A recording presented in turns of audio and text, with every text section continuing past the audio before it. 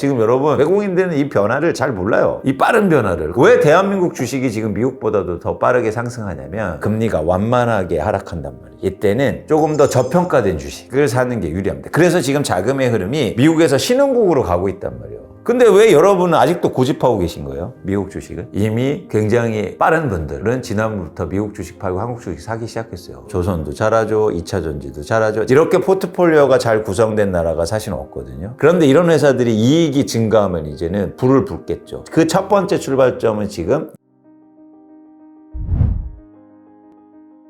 안녕하세요. 책과 삶 구독자 여러분, 광순의 복덕방 이광수입니다. 만나뵈서 반갑고요. 또 특별히 책을 다루는 곳이라 제가 기쁜 마음으로 달려왔습니다. 저는 사실 어렸을 때부터 책과 함께 살았거든요. 저희 아버지가 오랫동안 서점을 하셨어요. 책방을. 그래서 제 놀이터도 서점이었고, 그래서 항상 책과 함께 어린 시절을 보냈죠. 그래서 지금도 책을 굉장히 좋아합니다. 잠깐 제 소개를 해드리면, 저는 광순의 복덕방이라는 회사를 운영하고 있고요. 저는 독립리서치이고요. 한국의 자산시장, 부동산, 그리고 주식시장을 분석하고 있습니다. 20년 동안 주식 애널리스트 생활을 했고, 그 다음에 이제 건설회사를 다녔고, 부동산도 같이 리서치를 했기 때문에 많은 분들한테 주식과 그리고 부동산과 관련된 이야기들을 하고 있습니다. 오늘은 여러분한테 장안의 화제죠. 진보를 위한 주식 투자 책을 소개시켜 드리려고 찾아뵙고요. 제가 최근에 낸 아주 따끈따끈한 책입니다. 제가 책을 한 7, 8권 냈는데 그중에서 좀 신경을 많이 쓰고 또 나름 또 다른 면을 보여드리려고 노력했던 책입니다. 책은 보시는 것처럼 주식 투자 관련된 책이고요. 그 다음에 제목이 진보를 위한인데 주식 투자를 상당히 보수적으로 생각하는 것 같아요. 무슨 얘기냐면 그거 불로소득 아니냐, 돈 놓고 돈 먹는 거 아니냐, 그거보다 노동소득이 중요하지, 이런 말씀을 많이 하시더라고요. 물론 그렇습니다. 노동소득이 훨씬 더 중요하죠. 그런데 자본주의를 살고 또 지금의 대한민국의 주식시장 그리고 우리나라가 앞으로 나가게 될 방향을 볼 때 주식 투자에 관심을 가지셨으면 좋겠다는 차원에서 책을 건네고 싶었고요. 두 번째는 뭐냐면 주식 투자가 과거나 현재 하는 게 아닙니다. 미래 하는 거거든요. 그런 미래를 바라보면서 우리가 발전하는 미래, 지금보다 진일보하는 그런 세상을 좀 꿈꾸면서 그런 진보를 좀 의미하고 있거든요. 그런 차원에서 중의적인 의미를 담았다라고 보시면 좋으실 것 같습니다. 그래서 오늘 이 시간은 어떻게 저희가 주식 투자를 하는 거고 또 한국의 주식시장을 어떻게 전망하고 그 상황 속에서 여러분들이 어떻게 투자하셨으면 좋겠다라는 말씀을 드리려고 왔습니다. 한국의 주식시장이 오른 건 주가를 결정하는 건 두 가지죠. 하나는 뭐냐면 실적에다가 곱하기 배수를 해주는 겁니다. 그래서 어떤 A라는 기업이 100원의 이익을 냈다면 이제 투자자들이 100원의 이익에다가 곱하기 10배를 하면 그럼 1000원의 주가가 결정되는. 그래서 이 이익과 그리고 투자자들이 이 회사의 미래 가치를 어떻게 판단하느냐의 배수로 결정되거든요. 근데 지금 한국의 주식시장이 오르는 이 두 가지가 다 변화하기 때문입니다. 즉 한국의 기업들이 이익이 증가하고 있어서 주가가 오르는 거, 그리고 투자자들이 보는 일종의 인식이 달라지기 시작했어요. 그동안 저평가 받아왔는데 예를 들어서 정부가 추진하고 있는 주식시장 정상화 조치들, 상법 개정을 비롯해서 이런 개정을 통해서 한국의 주식이 기대감이 커지니까 이 배수가 올라가는 거예요. 그래서 한국의 주가가 올라가고 있다라고 말씀드릴 수 있습니다. 한국이 싸요. 근데 싼 이유가 있죠. 제가 미국처럼 된다는 얘기를 드리고 싶은 건 아니에요. 싼 이유가 있었어요. 그 싼 이유는 지배구조라든가 ROE가 낮은 거, 산업의 구조, 여러 가지가 문제가 있는데 한국의 기업들이 좋아지면 최소한 미국의 반 정도는 가지 않을까? 한국이 굉장히 싸다. 또 하나는 뭐냐면 여러분들이 이 자본시장의 큰 자금 흐름의 변화를 읽으셔야 돼요. 왜 대한민국 주식이 지금 미국보다도 더 빠르게 상승하냐면 그건 시장을 구성하는 지금 큰 매크로 환경, 즉 거시경제 환경이 바뀌고 있기 때문입니다. 어떤 환경이냐면 금리가 가파르게 하락할 때는 그냥 엔비디아 사시면 됐어요. 빠르게 성장하는 거, 그리고 밸류에이션 높은 거, 그리고 그냥 주도주 이런 거 사시면 됐어요. 그런데 이제 금리가 완만하게 하락한단 말이에요. 이때는 조금 더 저평가된 주식을 사는 게 유리합니다. 그래서 지금 자금의 흐름이 미국에서 신흥국으로 가고 있단 말이에요. 근데 왜 여러분은 아직도 고집하고 계신 거예요? 미국 주식을? 알만한 투자자들은 신흥국 주식을 여기에 팔아서 사고 있다고요. 그 핵심에 한국이 있어요. 왜냐하면 가장 저평가되어 있기 때문에.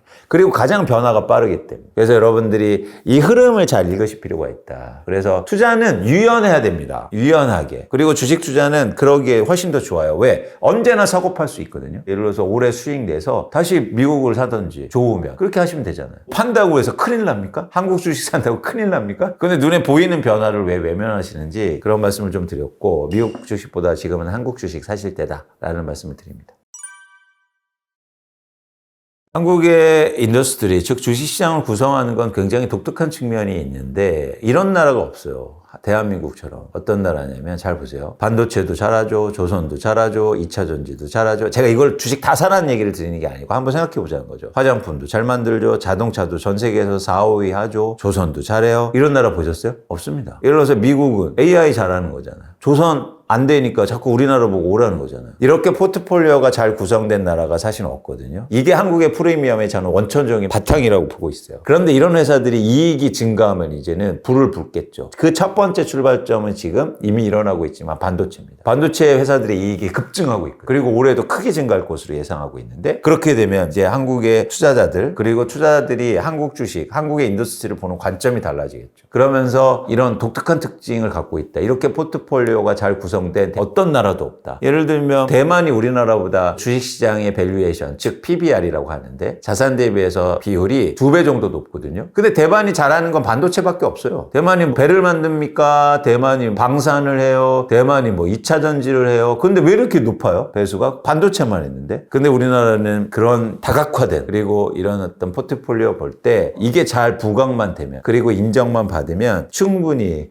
프리미엄을 받을 수 있다라는 생각을 합니다. 상법 개정은 여러분들이 포탈 찾아보시면 더 쉽게 나와요. 이제 중요한 건 그거예요. 상법 개정의 방향성인데 그건 기업들의 변화를 일으켜서 배당을 증가시키고 기업 지배 구조를 개혁하고 일반 주주, 대주주 말고 일반 주주의 권한을 증가시켜서 핵심은 뭐냐면 결국 기업의 ROE를 높인다는 과정이거든요. 여기서 이제 약간 어려운 부분인데 ROE가 뭐냐? 기업이 갖고 있는 순자산 대비해서 기업이 벌고 있는 이익의 비율이요. 즉 수익성을 올리겠다. 생산성. 그러려면 기업이 지배구조 바꾸고 기업이 갖고 있는 자산을 배당해주거나 자사주를 매각해서 소각하는 이게 이제 상법 개정의 방향성이거든요. 그게 굉장히 빠른 속도로 지금 이루어지고 있는 거죠. 그렇게 그런 신뢰가 바탕이 되면 어떻게 됩니까? 그걸 제일 먼저 알고 있는 한국 국민들이 사겠죠. 여러분 법 다 뭘로 돼 있어요? 국어로 돼 있는 거 아니에요? 한국말로? 그러면 우리나라가 제일 먼저 아는 거예요. 지금 여러분 잘 아실 필요가 있어요. 외국인들은 이 변화를 잘 몰라요. 이 빠른 변화를. 근데 여러분 잘 아시잖아요. 그러니까 우리 먼저 사는 거예요. 한국 국민들이 먼저 사고 그럼 외국인들이 사면서 일종의 할인을 떠나서 이제 할증으로도 갈 수도 있다. 프리미엄도 받을 수 있다. 이런 생각을 해보는 겁니다.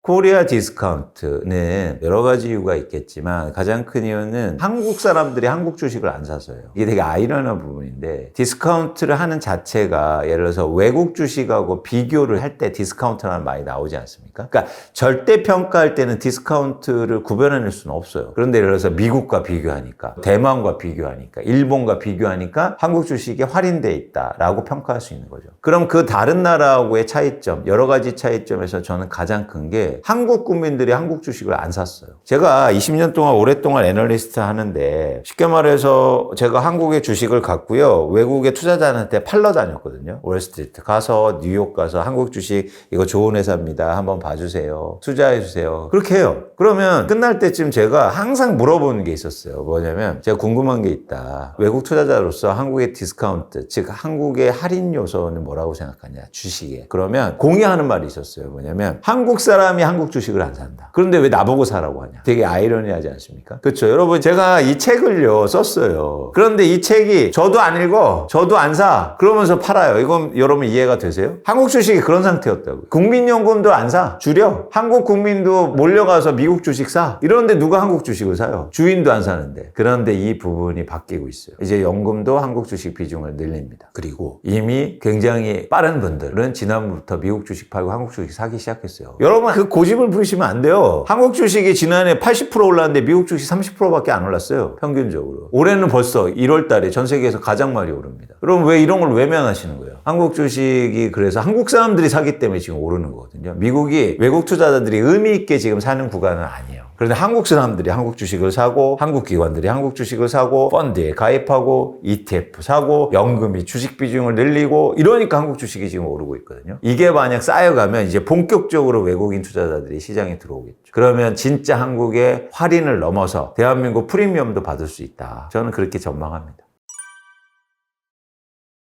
모든 국가는 계속 고성장할 수는 없죠. 어느 단계에 접어들면 고성장에서 저성장으로 접어들고 경제는 그렇게 될 가능성이 높습니다. 대한민국도 마찬가지죠. 과거에는 GDP 성장률이 10% 이상일 때도 여러분 있었습니다. 그런 때를 이제는 지나고 나서 이제 경제 성장률이 한국이 2%대, 1%대로 저성장인 거죠. 10%와 비교하면 저성장이 분명합니다. 그건 어느 나라도 예외도 아니에요. 그렇게 고성장을 구가하던 중국도 지금은 이제 저성장을 얘기하고 있는 거죠. 그러면 그런 불가피한 미래의 변화 속에서 뭔가 또 성장을 얘기하고 그리고 뭔가 발전을 얘기해야 되는데 제가 볼 때 주식시장이 굉장히 큰 의미를 갖고 있다고 전 보는 거죠. 그건 두 가지 의미인데 하나는 뭐냐면 일종의 생산적 금융의 차원에서 주식은 예를 들어서 또 다른 경제의 성장의 활로가 될 수 있다. 그러니까 이런 거죠. 주식은 아주 단편적으로만 말씀드리면 기업의 자금을 대어주는 역할을 하는 겁니다. 주식시장은. 그런데 자금을 대어주는 역할은 두 군데서 하죠. 하나는 은행에서 합니다. 하나는 주식시장에서 하죠. 근데 두 개는 큰 차이가 있어요. 은행에서 하는 건 뭡니까? 이자를 내야 돼요. 근데 주식시장에서 자금 조달하는 건 이자가 없습니다. 그렇기 때문에 고성장하는 국가에서는 이자를 감내할 만해요. 내가 대출 일으켜서 사업하면 그보다 훨씬 더 돈을 많이 벌기 때문에 상관없다는 거죠. 그래서 여러분 우리나라가 경제성장률이 10%대 두 자릿수 이상이 되는요. 우리나라 대출금리가 20% 15% 이랬어요. 근데 어떻게 그걸 대출을 받아서 사업을 했겠습니까? 매년 15% 이자를 내야 되는데 그건 뭐냐면 성장률이 그거보다 훨씬 더 높았기 때문이죠. 그래서 이제 그런 고성장에서는 일종의 대출 시장이 기업의 자금 조달 역할을 하는 반면에 저성장으로 가면 기업들도 성장률이 떨어질 거 아닙니까? 그러면 상대적으로 이자를 내야 되는 은행보다도 이자를 내지 않는 주식시장에서 자금 조달하는 게 훨씬 더 좋지 않나요? 그런 차원에서 우리나라가 저성장 국면에서 주식시장의 역할이 되게 중요할 거다라는 말씀을 드리는 거고 그런 경제적 측면뿐만 아니라 두 번째는 뭐냐면 개인적 측면에서도 되게 중요하다는 거죠. 여러분 이제 저성장으로 가면 여러분들의 개인적 우리 가계도 크게 변화가 일어나요. 그건 무슨 얘기냐면 경제 성장률이 떨어진다는 건 우리의 임금 증가율도 떨어진다는 얘기예요. 물론 지금은 반도체 몇 억 보너스 받았다 이런 얘기 하지만 평균적으로 보면 우리나라 경제 성장률이 떨어지니까 당연히 임금의 성장률도 떨어질 수밖에 없는 거죠. 그러면 다른 소득의 원천을 찾아야 될 거 아닙니까? 그래서 그런 수단이 될 수 있다. 주식 투자를 해서 쉽게 말해서 또 다른 소득원을 창출해야 된다는 거야. 그래서 이런 저성장의 국면에서는 주식 투자가 그리고 주식 시장이 국가 경제 차원에서도 의미가 있는 반면 개인적 측면에서도 또 다른 부의 창출에서도 의미가 굉장히 중요하다. 그래서 관심을 가지실 필요가 있다는 말씀을 드리는 겁니다.